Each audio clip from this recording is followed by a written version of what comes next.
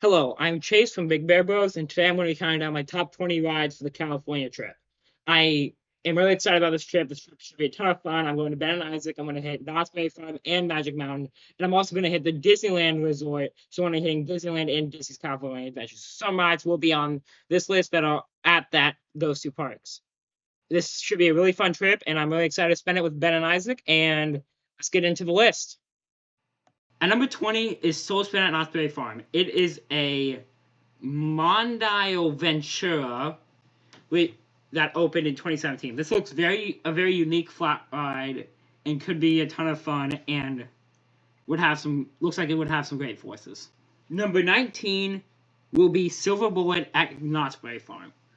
Silver Bullet looks like a okay B&M invert, but it's still a B&M invert. It's considered one of the weaker B&M inverts, only behind Patriot Awards of Fun, so that's why I have it ranked so low. But it still looks like a pretty decent ride and would be fun to ride. At number 18 is Incredicoaster at Disney's California Adventure. This is the first of 3 Disneyland Resort rides on my list.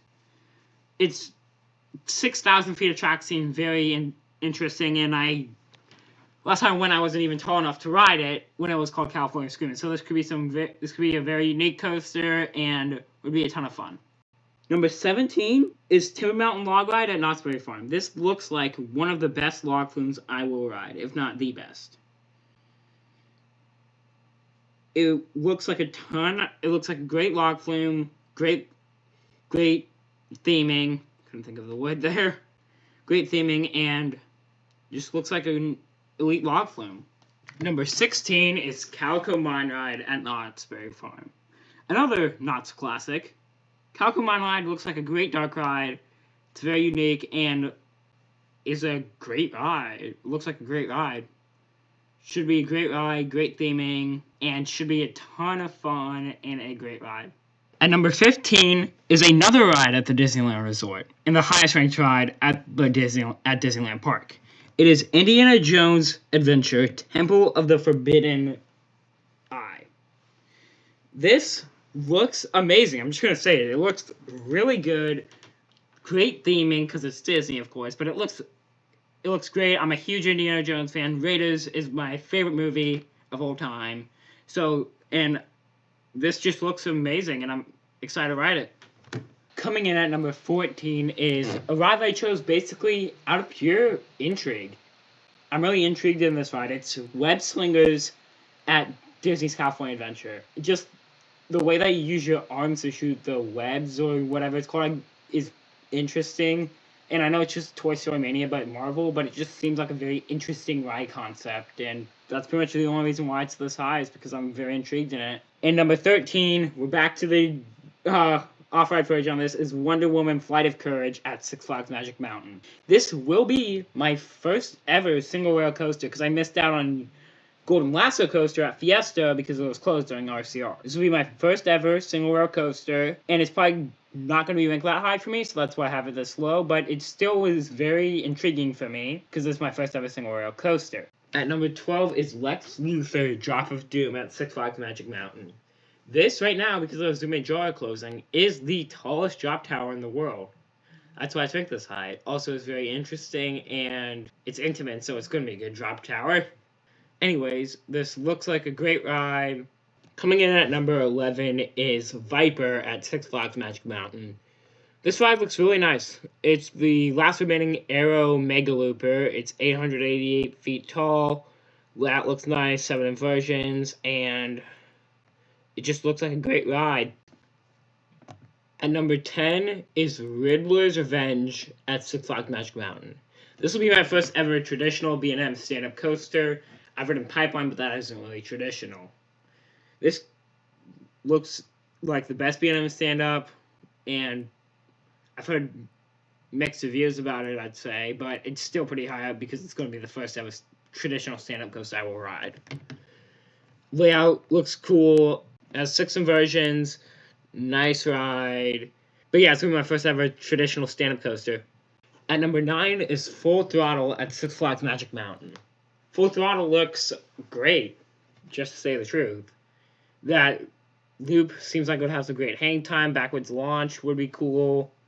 The only problem are those trims on the final drop off the loop, but other than that, looks like a great ride and probably going to be like a top 30 coaster for me. At number 8 is Apocalypse at Six Flags Magic Mountain. This is a GCI, and I'm a huge GCI fan. I love GCI. My home park has American Thunder. That's an amazing GCI.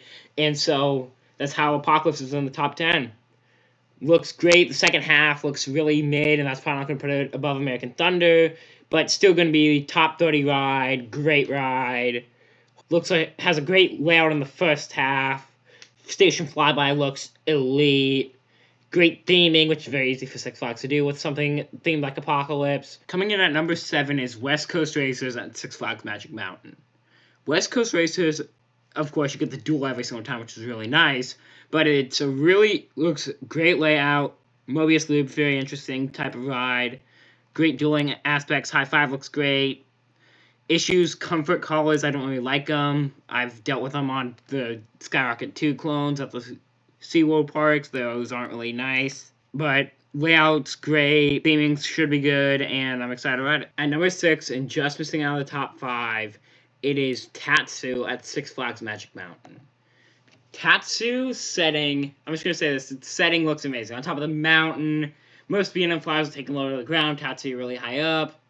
That'd be really cool to experience. The pretzel loop looks insane, super intense. I'm normally not a big fan of intensity, but B&M flyers and inverts are the exception for me. And I'm just excited to ride probably what's going to be the best B&M flyer. At number 5 is going to be a coaster that most people would have a lot lower. It is Hang Time at Knott's Berry Farm. I loved Monster. It is my number 4 coaster overall, and I'm excited to ride the other Infinity coaster in the US. Most people say that this ride is very weak, but I love Hang Time, so that's why I have Hang Time ranked so high, is because I love Hang Time. Ride layout looks very interesting, looks like great Hang Time forces. Another Infinity coaster. I love Monster. That's pretty much all I have to say about Hang Time. Number 4 is Accelerator at Knott's Berry Farm. Accelerator is ranked lower because of its length. I hate short rides, so that's why I think Freeze is worse than American Thunder at Six Flags St. Louis. I think that Accelerator will be a ton of fun. The launch should be very punchy. Should be the most powerful launch I experienced. Matagani had a very powerful launch, and it was like 40 miles per hour less than that. Layout is very boring, but it's mainly about that launch and that airtime on the top hat, which I'm very excited for. Not much else to say about Accelerator. At number 3 is Twisted Colossus at Six Flags Magic Mountain. Twisted Colossus is an RMC hybrid that duels. It's the only one that does that, and I'm really interested in that. It's not a guaranteed duel, which sucks, but the layout more than makes up for the fact that it isn't a guaranteed duel. This could be a great ride, probably top 10, if not top 15 worthy, but not worth it to be number 2 or number 1 in my opinion. The Top Gun stall looks amazing. All the forces and the fact that you get 2 sides without getting off is pretty cool thanks to the Mobius loop. At number 2, just missing out on the number 1 spot, is X2 at Six Flags Magic Mountain. This ride looks insane. The face down drop, flip hill, all of that looks insane. One of a kind coaster in the US. If it was basically on any other trip, it would have been the number 1 spot, but it just isn't because there's a better coaster in my opinion. It looks great, probably Aero's best coaster in my opinion. Looks like a great ride, and I'm excited to ride it.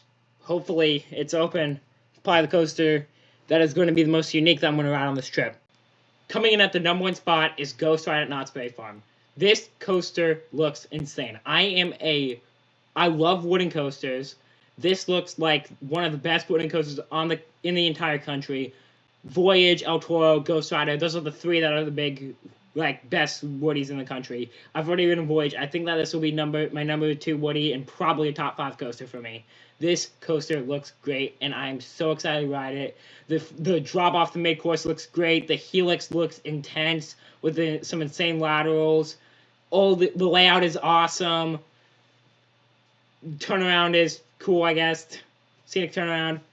But it's mainly for that mid-course drop. That looks like one of the best drops off of any coaster ever.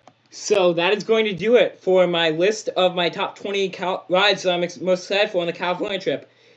If you guys enjoyed it, make sure to subscribe to Big Bear Bros. We got the vlogs coming up soon. We got a Lost Island vlog that I'm editing. We got the other trips for Kings Island, Cedar Point. Well, Cedar Point vlog's already out. But Kings Island, Holiday World, and Kentucky Kingdom vlogs. Kentucky Kingdom sucks. But we also got the California vlogs going to come out soon, later. And this trip is going to be a ton of fun, and I'm excited to go with Ben and Isaac. Make sure to check out their hype videos, too. And we'll see you guys on the trip.